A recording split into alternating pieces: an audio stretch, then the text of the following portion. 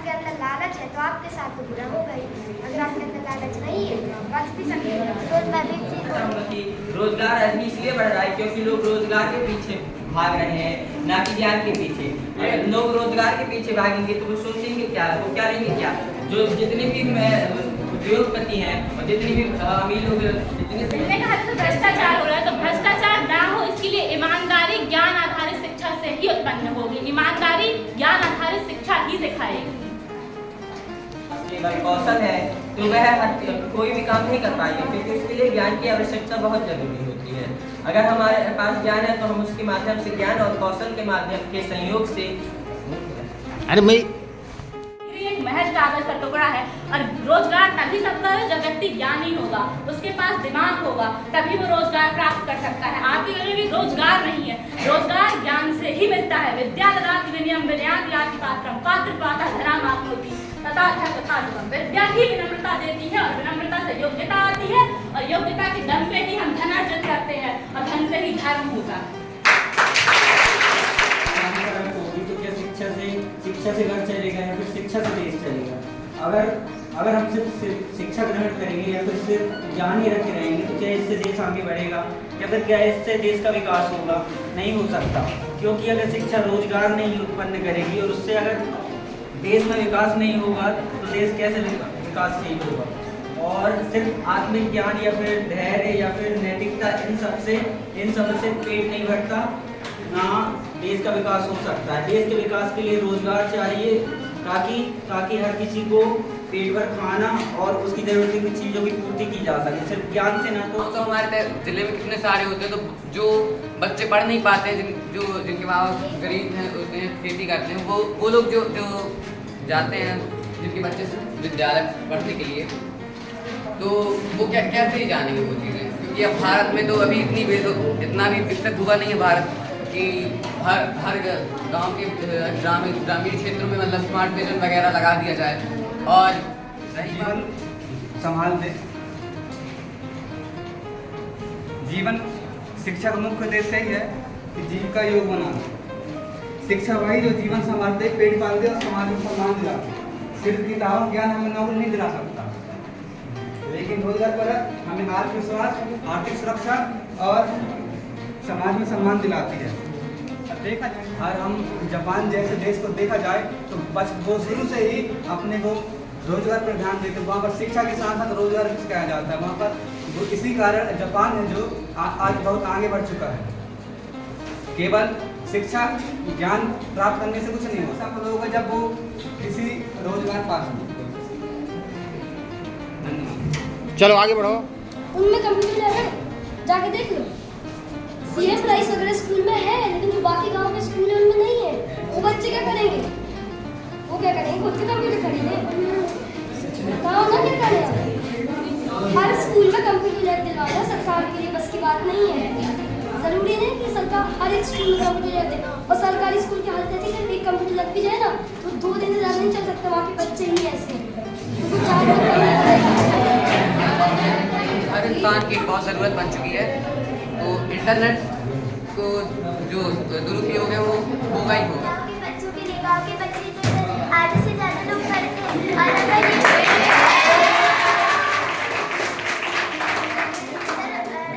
की बात का अगर हम साइड रखते हैं, बोल रहे हैं कि गाँव में कौन पढ़ाने जाएगा। इधर पास कितने सारे गाँव के क्षेत्र हैं। अगर हम बोलते हैं कि अगर वही गाँव से आया हुआ तो उसको कौन पढ़ाया? वो खुद से पढ़ा कि उसको शिक्षक पढ़ाए? वो किसी विद्यालय में जाता होगा, विद्यालय में वो गणित पढ़ता होगा। गणित किससे पढ़ता होगा? किसी शिक्षक से। वो नवोदय का पेपर कैसे निकाले होंगे? कि कोई तो उनको पढ़ाया होगा। वो जन्म लेती हुई तो थोड़ी ना मास्टर बन जाएगी। और दुरुपयोग होता है, जैसा उसने कहा कि ऑनलाइन शॉपिंग हो रही है, पास की दुकान से लेंगे। और जब कोरोना काल चल रहा था तब क्या हम पास की दुकान के पास जा सकते थे?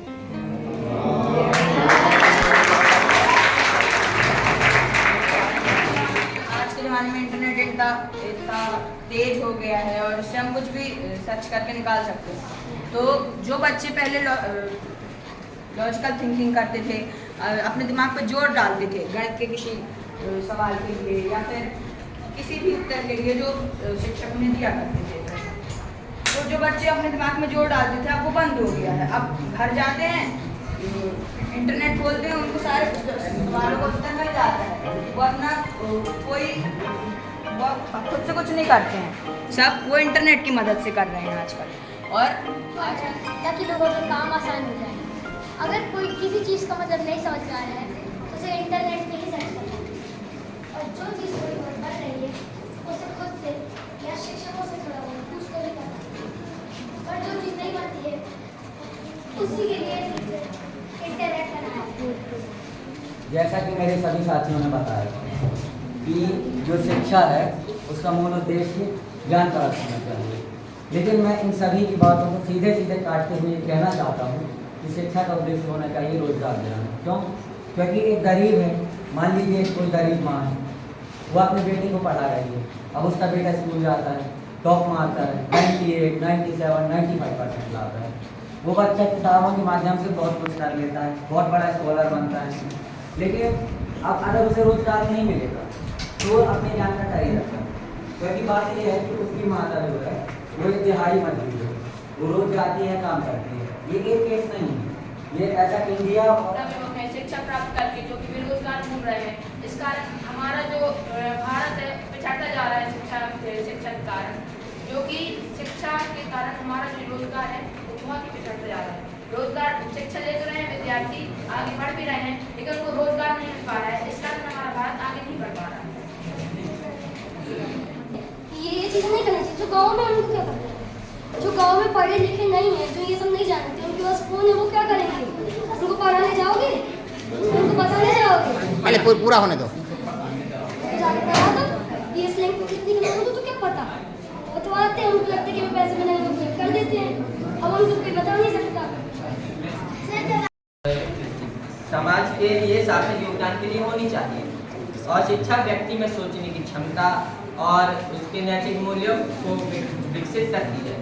और इसके महत्व जब हमारे अंदर सोचने की क्षमता और नैतिक मूल्य विकसित होंगी तो हम एक विकसित नागरिक के रूप में भी लहरा जाएंगे, जो समाज में एक जिम्मेदार नागरिक के रूप में समाज का निर्माण करने में महत्वपूर्ण भूमिका निभा सकता है। ये कहना चाहूँगी कि क्या अच्छा समाज, आप यही चाहते हैं कि देश में भ्रष्टाचार फैल जाए, बिना पढ़ा लिखा नेता हो जो देश में गद्दी में बैठ के निरंकुशता करे। जब नैतिक मूल्य सिखाए जाएंगे तभी हमारे देश में भ्रष्टाचार, चोरी चमारी जैसी चीजें नहीं होंगी। और आपको कह रहे हैं कि रोजगार परक शिक्षा ही पूरा विकास करती है, तो विज्ञान, कला, संस्कृति सब जो है वो ज्ञान आधारित शिक्षा पर ही है। आज आदित्य एल1, चंद्रयान, गगनयान जैसे जो मिशन लॉन्च हो रहे हैं वो ज्ञान आधारित शिक्षा के कारण ही हो रहे हैं। यह शिक्षा किसी के कौशल को दबाने के लिए नहीं है, बल्कि एक देश में नव युवक, ऐसा युवक जो जिसके पास नैतिक मूल्य भी हो, वो विवेकानंद की प्रतिमूर्ति भी हो, लेकिन उसके पास ज्ञान भी हो। मेरा बस यही कहना है कि ये जो शिक्षा आपने टारगेट किया है कि ये शिक्षा लोगों को जो है डिग्री रखवा देती है और बेरोजगार करवा देती है, नहीं, किसी का रोजगार छीनना शिक्षा का काम नहीं है, बल्कि एक जिम्मेदार युवा बनाना है जो नैतिक मूल्यों का भी सम्मान करे और अपने समाज में वो आप कहते हैं कि वो नया समाज नहीं कर सकता, कैसे नहीं कर सकता? विवेकानंद ने ज्ञान आधारित शिक्षा से ही एक रामकृष्ण मिशन की स्थापना की थी, जिसमें नारी शिक्षा, दलितोद्धार, बहुत सारी चीजें थी। ज्ञान आधारित शिक्षा से भी समाज का विकास किया जा सकता है। चलाओ, अच्छी बात है। चैट जीपीटी वाली बात तुम्हारे दिमाग में आई कैसे? तुमने किया होगा।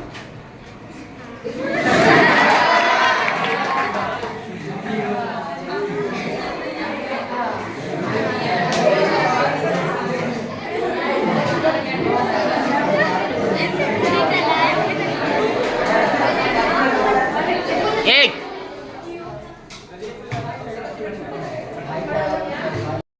मानता हूँ कि रोजगार के पीछे नहीं भागना चाहिए, लेकिन कुछ लोग तो आगे बढ़ के रोजगार ले रहे हैं, लेकिन कुछ लोग जो पीछे जो बढ़ रहे हैं आगे, वो धीमी गति से बढ़ रहे हैं। तो मैं ये बोलना चाहूँगा कि क्या उन लोगों को रोजगार नहीं मिलेगा तो क्या करेंगे? शिक्षा के ऊपर आधारित रह जाएंगे वो। शिक्षा से बस नहीं होता ना, क्योंकि हमारे भारत को अभी आगे बढ़ने की चाहिए, हम लोगों को किसानी चाहिए है। शिक्षा बस अकेली कुछ नहीं कर पाएगी, भारत जब तक बढ़ेगा नहीं तब तक कैसे रहेगा? बोला कि शिक्षा रोजगार के लिए जरूरी है। पढ़ाई लिखाई से रोजगार बस नहीं, शिक्षा जागरूकता की एक नींव है। मैं इतिहास की कुछ बातों को बताना चाहूँगा कि इस देश में अम्बेडकर, फूले साहब जी महाराज, महात्मा गांधी, विवेकानंद जैसे लोग शिक्षित हुए हैं। उन्होंने रोजगार नहीं किया, देश के लिए खुद को समर्पित कर दिया। आज हम देखते हैं कि जितना पढ़ा लिखा व्यक्ति जितनी उच्च नौकरी पे, जितने उच्च पद पे बैठा है, पैसा देने के बाद, करप्शन करने के बाद, रिश्वत लेने के बाद जब वो काम करता है, तो आज की स्थिति यह है कि उसको एक ईमानदार अधिकारी समझा जाता है, क्योंकि वो काम रिश्वत लेके कर रहा है। तो मैं सामने बताना चाहूँगा, शिक्षा का मतलब ये थोड़ी है कि हम पढ़ाई लिखाई करके एक अच्छी नौकरी करें। शिक्षा का मतलब है ज्ञान प्राप्त करना, ताकि हम किसी भी क्षेत्र में उन्नति कर सकें, समाज को दिशा निर्देशित कर सकें। तो जब तक शिक्षा का मतलब नौकरी प्राप्त करना होगा, तब तक समाज में नौकरी पैदा होगी, मालिक नहीं। तो उस पर अच्छी चीज़ें देखने के लिए उसमें बुरी चीज़ें डाली नहीं क्यों गई? क्यों डाली है उसमें? क्यों ना उसमें बुरी चीज़ें हटाओ तो? चलो इसके बाद हम साइड में भी रख देते हैं। फिर बात आती है कि हमारे व्हाट्सएप पर कोई मैसेज आता है, तो हमको लॉटरी में 20,000 रुपये मिल रहे हैं, इस लिंक पर क्लिक करो और आ जाएंगे पैसे।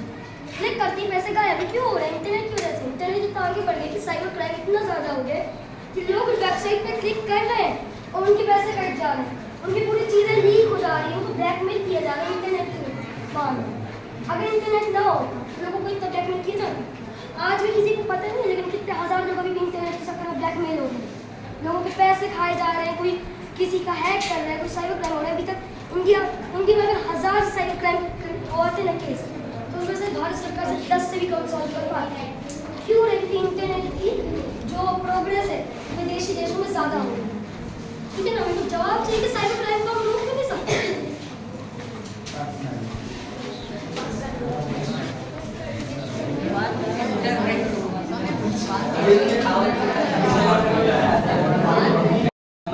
और नैतिक मूल्यों की जरूरत होती है, जो हमें जीवन में सही मार्ग चुनने में आवश्यक होते हैं। लेकिन जो लोग ज्ञान रोजगार के पीछे भागते हैं, ज्ञान नहीं लेना चाहते हैं, वे अपना सही मार्ग चुनेंगे कैसे जब उनके पास स्वावलंबन, नैतिक और सही सत्य विचार नहीं, सही सकारात्मक विचार नहीं है।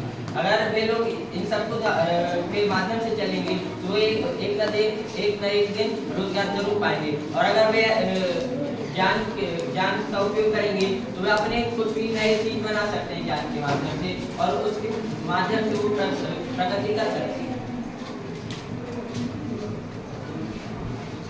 आजकल इंटरनेट जैसे भारत में और हमारे जो कि नई खोजें करते हैं तो उनकी आगे नहीं बढ़ पा रही है रोजगार।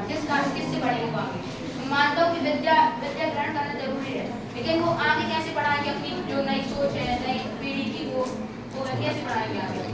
अपनी बात कैसे सामने रखेंगे जब तक वो सामने वाला राजी नहीं होगा? आजकल के भारत के यानी लोग कुछ अपने पड़े रहते हैं, कभी ध्यान नहीं देते हैं एक दूसरे के ऊपर, तो वो कैसे दूसरे की सोच को अपने ऊपर रखेंगे?